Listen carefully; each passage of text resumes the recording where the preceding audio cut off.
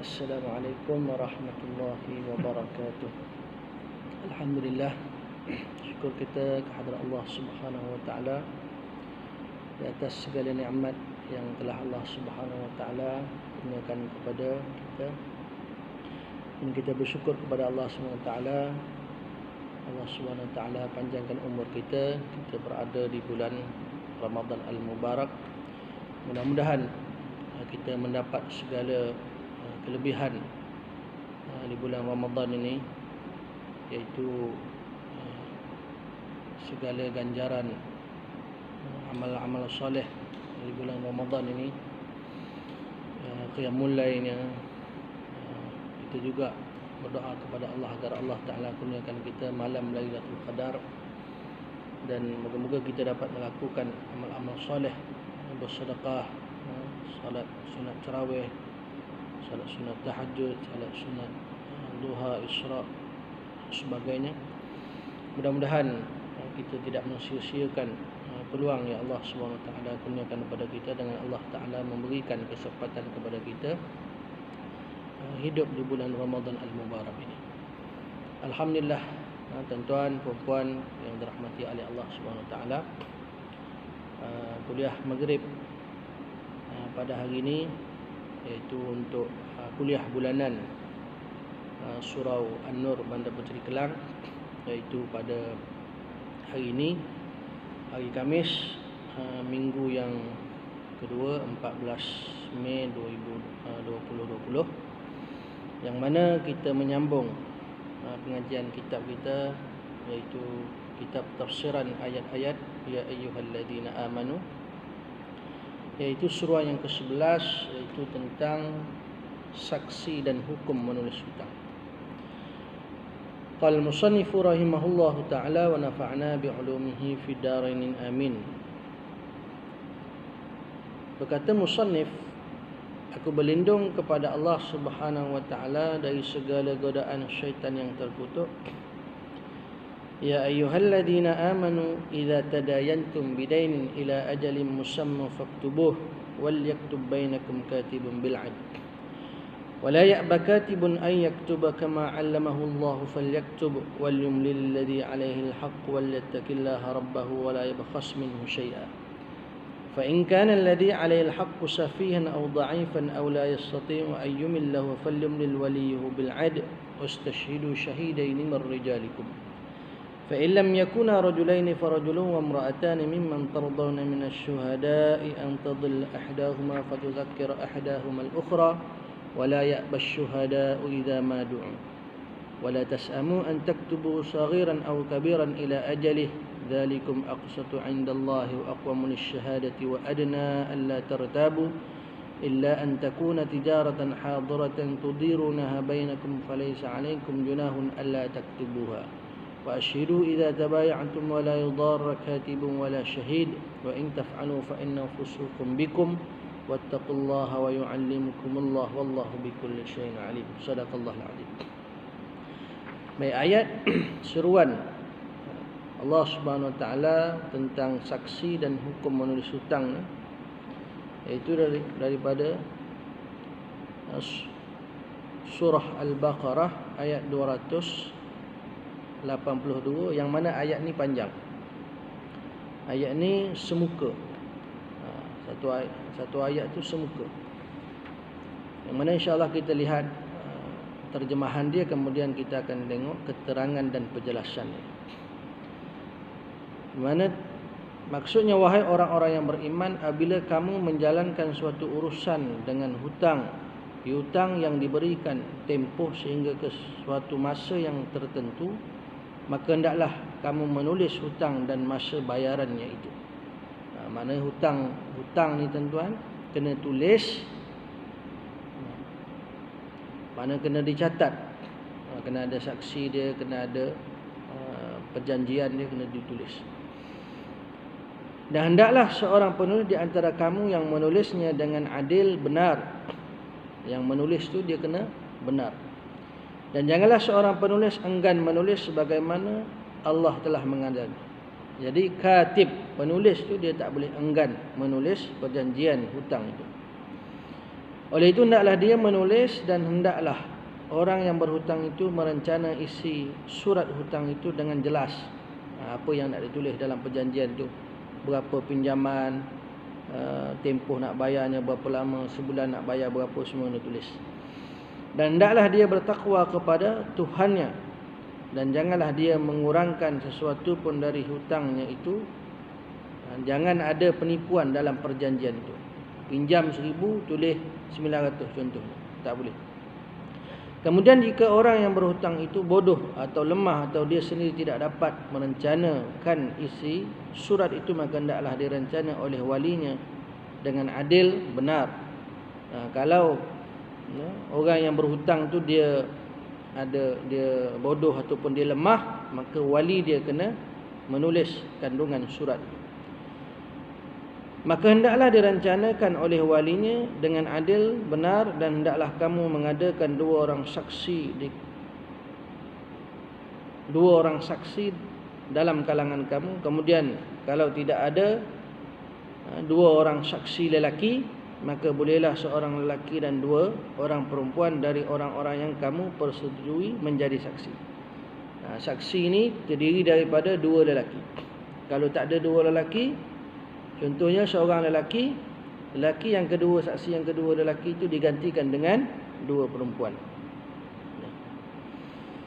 Kemudian kalau tidak ada saksi dua orang lelaki, maka bolehlah seorang lelaki dan dua orang perempuan dari orang-orang yang kamu persetujui menjadi saksi, supaya jika yang seorang lupa dari saksi-saksi perempuan yang berdua itu, maka dapat diingatkan oleh seorang lagi. Kalau saksi dua orang, seorang lelaki, saksi seorang lelaki, kalau tak ada digantikan dengan dua orang perempuan. Kerana jikalau seorang perempuan tu lupa, yang seorang lagi tolong ingatkan. Dan janganlah saksi-saksi itu enggan apabila mereka dipanggil menjadi saksi. Saksi ni dia kena amanah, dia kena adil. Dan janganlah kamu jemu menulis perkara hutang yang bertempoh masa itu, sama ada kecil atau besar jumlahnya. Perjanjian hutang ni dia kena tulis. Banyak ke pinjamannya, sikit pun tetap kena tulis. Yang demikian itu lebih adil di sisi Allah dan lebih membetulkan, menguatkan keterangan saksi, dan juga lebih hampir kepada tidak menimbulkan keraguan, supaya tidak ada keraguan. Hari ini masalah hutang, bila mana tidak ditulis perjanjian, tak ada perjanjian, kita kata hari ini tidak ada hitam putih, maka jadi masalah. Kecuali perkara itu mengenai perniagaan tunai yang kamu edarkan sesama sendiri.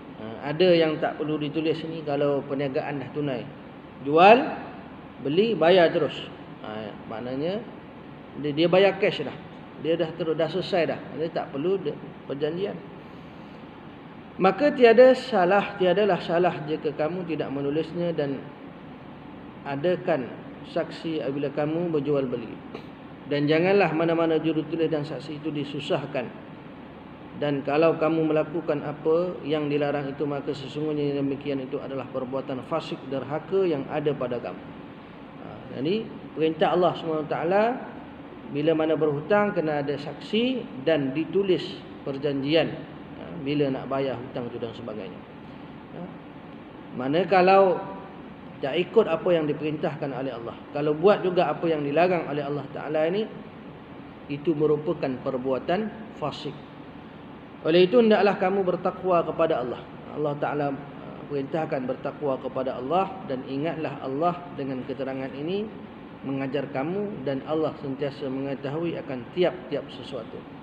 Ayat ini panjang ni, ayat surah Al-Baqarah ni, ayat 282 ni panjang. Akhir Allah Ta'ala tutup dengan firman-Nya, wallahu bikulli syai'in alim, dan Allah sentiasa mengetahui akan tiap-tiap sesuatu. Jadi kena amanah. Peminjam kena amanah, yang memberi pinjam pun kena amanah.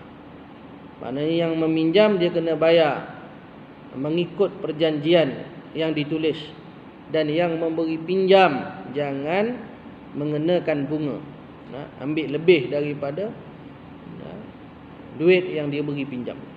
Maka kedua-dua pihak ni Allah Subhanahu Wa Taala larang peminjam kena amanah dan juga yang memberi pinjam pun kena amanah. Baik, kita lihat keterangan dan penjelasan. Tadi kita baca secara laju terjemahan ayat yang panjang ni tentang saksi dan juga ditulis akan perjanjian hutang. Baik, keterangan dan penjelasan seruan ini merupakan ayat paling panjang dalam Al-Quran. Ayat ni panjang. Dalam Al-Quran ayat yang paling panjang ayat ni. Surah Al-Baqarah ayat 282 tentang hutang. Merupakan petunjuk daripada Allah kepada hamba-Nya yang beriman. Ini petunjuk daripada Allah. Allah Subhanahu Wa Taala mengajarkan kepada hamba-Nya tentang hutang. Maka maknanya kalau tak ikut sebagaimana yang diperintahkan oleh Allah, tidak ikut panduan petunjuk daripada Allah SWT, manusia akan sesat dan manusia akan melakukan perbuatan fasik. Maknanya ingkar kepada Allah Ta'ala. Petunjuk dari Allah kepada hamba-Nya yang beriman, jika mereka bermuamalat dengan muamalat bukan secara tunai dalam waktu yang ditentukan, maka hendaklah mereka menulisnya supaya perkara itu lebih terjaga dari segi jumlah dan tempoh waktunya. Tujuan apa ditulis? Ditulis perjanjian hutang ni tujuannya apa?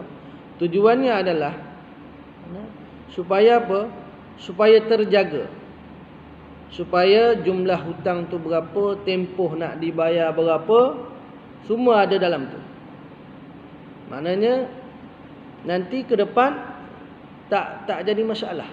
Maknanya bila mana peminjam atau memberi pinjam mengubah perjanjian itu, mengubah dari segi jumlah dia, jumlah nak bayar, dari segi tempoh nak bayarnya, peminjam atau yang memberi pinjam dia menipu, dia khianat, maka bila mana ada perjanjian itu, maka kita rujuk balik perjanjian itu. Rujuk balik. Contohnya pinjam 1,000, tiba-tiba yang beri pinjam kata kamu pinjam 1,200. Jadi nak rujuk di mana? Ke mana? Rujuk balik surat perjanjian yang ditulis dan adanya 2 orang saksi. Ini maknanya tujuan Allah Ta'ala perintahkan ini supaya lebih terjaga dari segi jumlah dan juga waktu. Serta lebih kuat dengan adanya saksi dalam penulisan hutang tersebut. Jadi menguatkan lagi ada saksi. Kalau ada perjanjian ditulis, ada surat perjanjian pinjaman, berapa lama nak bayar, jumlah pinjam berapa, saksi tak ada pun masalah juga. Jadi bila mana ada 2 orang saksi, maka 2 orang saksi inilah akan menguatkan. Kamu pinjam sekian, kamu kena bayar dalam tempoh sekian. Maka surat perjanjian ditulis, dikuatkan lagi dengan 2 orang saksi. Tengok bagaimana Allah Subhanahu Wa Taala mengajarkan kepada hamba-Nya dalam urusan muamalah, urusan pinjam meminjam. Perkara ini telah diingatkan dalam akhir ayat yang berbunyi, yang demikian itu lebih adil di sisi Allah dan lebih membetulkan, menguatkan keterangan saksi. Maknanya bila mana ada surat perjanjian ditulis, bila mana ada 2 orang saksi, maka ia lebih adil di sisi Allah dan ia lebih membetulkan, menguatkan. Dan juga lebih hampir kepada tidak menimbulkan keraguan kamu. Jadi bila mana ada surat perjanjian, ditulis surat perjanjian, adanya 2 orang saksi, 2 orang saksi lelaki, dan kalau saksi lelaki hanya ada seorang, saksi yang kedua itu tak ada, boleh digantikan dengan orang perempuan, dengan saksi perempuan, tetapi saksi perempuan itu mestilah 2 orang. Maknanya saksi lelaki seorang sama dengan saksi perempuan 2 orang. Di sini tuan-tuan, lelaki dan perempuan, Allah SWT melebihkan lelaki. Maknanya saksi adalah lelaki. Contohnya dalam pembahagian faraid, harta warisan. Orang lelaki dia dapat 2 bahagian. Sebab apa lelaki dapat lebih? Sebab lelaki ni dia Dialah yang memberi nafkah, dialah yang mencari rezeki, dia yang bekerja, dan dia yang memberi nafkah kepada isteri dan anaknya. Sebab itu orang lelaki lebih. Maknanya orang perempuan ni kalau dari segi saksi dia mesti 2 orang, lelaki, dan saksi lelaki hanya seorang. Ini kelebihan yang Allah Ta'ala berikan kepada orang lelaki. Bukan bermakna orang perempuan ini martabat dia bawah, tak. Perempuan pun banyak sumber-sumber pahala yang dia boleh dapat. Contohnya dia jadi seorang isteri yang solehah, ataupun seorang anak yang solehah. Jadi seorang isteri, dia masak kepada suami dia, dia gosok baju, dia uruskan rumah tangga, dia didik anak-anak, dia jaga harta suami dia. Itu semua merupakan sumber pahala bagi dia. Begitu juga dalam peperangan, orang lelaki berjihad di jalan Allah,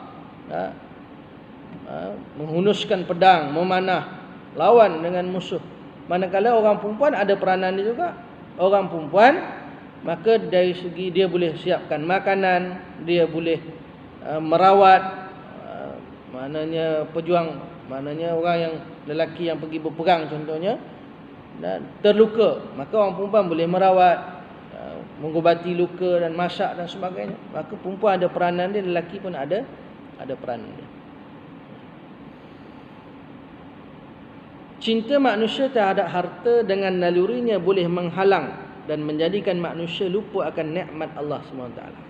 Manusia ni, kelemahan dia ini naluri dia suka kepada harta sehinggakan dia lupa akan nikmat Allah. Lupa akan nikmat Allah SWT. Jadi sebab tu hukum berhutang ni, maka mesti ditulis perjanjian, mesti kena ada saksi. Sebab apa? Sebab naluri manusia ni, insan ni, dia ni disebabkan harta dia lupa nikmat Allah. Berapa ramai manusia bila mana dia banyak harta, dia jadi sombong. Jadi belagak. Apa kita kata hari ni, hidung tinggi, lupa daratan, macam-macam. Disebabkan apa? Sebabkan harta. Sebab itu Allah Ta'ala berfirman, manusia ni dihiasi bagi dia apa dia? Zuyyina linnasi hubbus syahawat. Pertama, dihiasi bagi manusia ni hubbus syahawati minan nisa. Dia suka kepada perempuan. Wal banin, kemudian kepada anak. Wal qanatiril muqantarati minadh dhahabi wal fiddati wal khairil musawwamati wal an'ami wal harth zalika mata'ul hayatid dunya. Dia suka kepada perempuan, suka kepada harta, suka kepada anak, suka kepada kebun, suka kepada kuda, suka kepada, makna dia suka kepada harta. Atau hari ni kita sebut aset-aset, tanah dan sebagainya. Jadi kalau tak dibuatkan perjanjian, tak ditulis perjanjian dalam pinjaman, tidak ada saksi, maka manusia akan lupa. Ini sifat manusia. Bagaimana yang diriwayatkan oleh Imam Ahmad dari Ibnu Abbas radhiyallahu anhu, bahwasanya dia berkata, ketika ayat tentang hutang diturunkan, Rasulullah sallallahu alaihi wasallam bersabda, sesungguhnya orang yang pertama kali ingkar adalah Nabi Adam alaihi salam. Baik, diriwayatkan oleh Imam Ahmad, yang mana daripada Ibnu Abbas, Nabi SAW bersabda, ketika ayat berkaitan dengan hutang ni diturunkan oleh Allah Ta'ala kepada Nabi SAW melalui perantaraan Jibril alaihissalam, Nabi SAW sabda, baginda Nabi SAW bersabda, orang yang pertama ingkar adalah Nabi Adam alaihissalam. Ketika Allah Ta'ala menciptakan Nabi Adam AS, maka dia mengusap, disebut dalam ni, mengusap punggungnya dan mengeluarkan semua keturunannya sehingga hari kiamat. Mengusap belakang dia ni, pinggul dia ni, maksudnya keturunan. Mana Nabi Adam AS perkongsian hidup dia bersama dengan Hawa. Jadi asal manusia yang pertama diciptakan oleh Allah adalah Nabi Adam AS. Seperti mana dalam awal surah An-Nisa, ya ayuhan nas taqu rabbakum alladhi khalaqakum min nafsin wahidah wa khalaqa minha zawjaha wa batha minhuma rijalan katsiran wa nisaa Jadi maknanya zuriat daripada Nabi Adam AS dan Hawa ni, maka perkongsian hidup ni, maka lahirlah keturunan-keturunan, maknanya 2 orang, berapa orang, sehinggalah bertambah ramai umat manusia ni. Maka Nabi Adam AS ni, ketika mana Allah Ta'ala ciptakan Nabi Adam, kemudian dia mengusap pinggul dia dan mengeluarkan semua keturunan, maknanya dapat zuriat yang banyak. Setelah itu dia memperlihatkan mereka kepada Nabi. Kemudian Allah Ta'ala perlihatkan kepada Nabi Adam. Nabi Adam AS, Adam melihat di antara mereka yang ada yang memancar sinar. Maka dia bertanya, wahai Tuhan, siapakah orang ini? Allah Ta'ala perlihatkan kepada Nabi Adam AS. Nabi Adam melihat ada yang memancarkan sinar. Nabi Adam tanya, siapakah? Wahai Tuhan, siapakah orang ini? Siapa? Nabi Adam tanya yang keluar sinar tu. Allah Ta'ala menjawab, dia adalah anakmu yang bernama Daud AS. Maka Allah Ta'ala jawab, yang mengeluarkan sinar itu adalah Nabi Daud AS. Kemudian Adam kembali bertanya. Nabi Adam AS kembali bertanya lagi kepada Allah Ta'ala, wahai Tuhan, berapakah umurnya? Ya Allah, berapa umur Nabi Daud AS ni? Allah Ta'ala menjawab, 60 tahun. Umur Nabi Daud AS 60 tahun umur dia.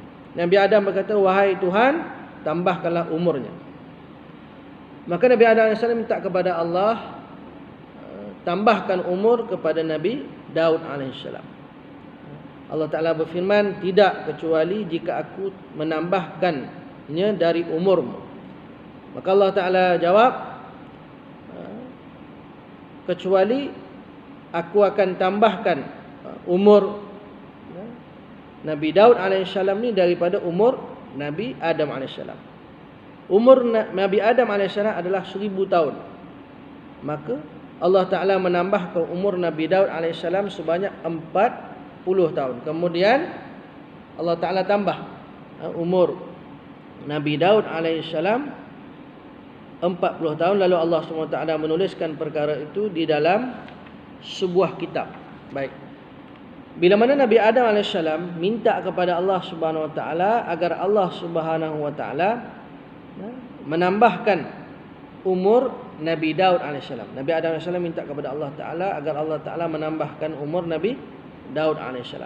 Maka Allah Ta'ala tambah umur Nabi Daud AS 40 tahun. Dan bila mana Allah Ta'ala tambahkan umur Nabi Daud AS 40 tahun seperti mana yang diminta oleh Nabi Adam AS, maka Allah Ta'ala tuliskan dalam sebuah kitab dan disaksikan oleh malaikat. Jadi yang menjadi saksi bahawa Allah Ta'ala tambah umur Nabi Daud AS sebagaimana yang diminta oleh Nabi Adam AS, tulis dalam kitab, disaksikan oleh para malaikat. Ketika Nabi Adam AS nazak, ketika mana di akhir hayat dia nazak dekat meninggal, dan para malaikat datang ingin mencabut nyawanya. Maka ketika mana malaikat nak mencabut nyawa Nabi Adam AS, maka Adam mengelak dan berkata, Nabi Adam AS pun dia mengelak. Dia kata apa? Aku masih memiliki baki umur sebanyak 40 tahun. Nabi Adam ni dia kata dia ada lagi baki umur dia selama 40 tahun.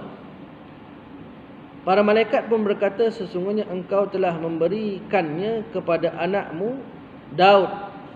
Malaikat pun kata, wahai Nabi Adam AS, engkau telah pun memberikan umurmu 40 tahun kepada Nabi Daud AS. Kemudian Nabi Adam AS berkata, aku tidak melakukannya. Adam menafikan. Nabi Adam AS dia menafikan bahawa dia pernah minta kepada Allah Ta'ala agar menambahkan umur Nabi Daud AS selama 40 tahun. Tambah lagi 40 tahun umur Nabi Daud AS. Bila mana dia menafikan, bila mana Nabi Adam AS dia menafikan dia pernah meminta agar Allah Ta'ala tambahkan umur Nabi Daud 40 tahun, maka Allah Ta'ala pun memperlihatkan kepadanya sebuah kitab yang disaksikan oleh para malaikat. Kemudian Allah Ta'ala tunjuk, perlihatkan kepada Nabi Adam AS, ni dalam kitab ini tertulis bahawa engkau, wahai Adam AS, pernah meminta kepada Allah Ta'ala agar Allah Ta'ala menambahkan umur Nabi Daud AS 40 tahun. Maka tuan-tuan, ketika mana Nabi Adam menafikan, maka nak rujuk ke mana? Rujuk balik pada tertulis dalam kitab itu bahawa Nabi Adam AS pernah meminta kepada Allah agar ditambahkan umur Nabi Daud AS 40 tahun. Bila mana Nabi Adam AS ketika mana dia nazak hampir kepada kematian, malaikat nak cabut nyawa dia, dia kata dia ada lagi umur 40 tahun. Padahal 40 tahun itu adalah umur yang ditambahkan kepada Nabi Daud AS, bukan kepada Nabi Adam AS. Baik, penulis kitab Fi Zilal Al-Quran berkata, firman Allah SWT yang berbunyi, wahai orang-orang yang beriman, bila kamu menjalankan sesuatu urusan dengan hutang, piutang yang diberikan tempoh sehingga ke suatu masa yang tertentu, maka hendaklah kamu menulis hutang dan masa bayarannya itu. Ini merupakan prinsip umum yang ingin ditekankan. Yang demikian menulis hutang menjadi suatu perkara yang wajib berdasarkan ayat Al-Quran dan tidak ada pilihan lain semasa berhutang sehingga tempoh waktu tertentu. Maka tuan-tuan yang dimuliakan oleh Allah Subhanahu Wa Taala, penulis kitab Fi Zilal Al-Quran ni, dia kata firman Allah Ta'ala ni merintahkan kepada orang beriman, apabila kamu berhutang maka hendaklah ditulis hutang itu dan juga mesti ada 2 orang saksi lelaki. Dan hendaklah seorang penulis di antara kamu yang menulisnya dengan adil, benar. Makna tuan-tuan, Allah Ta'ala berfirman, yang menulis perjanjian hutang itu mestilah adil, mestilah benar. Jangan dia ini penipu, jangan dia khianat. Pinjam 1,000, tulis 1,000. Kena bayar selama 2 tahun, tulis 2 tahun. Jangan dia mengurangi jumlah, jangan dia menambah, jangan menukuk tambah dalam surat perjanjian. Dia mesti adil. Ini adalah penentuan bahawa orang yang menulis hutang disebut penulis, dan dia bukanlah salah seorang dari 2 orang yang terikat dalam suatu perjanjian.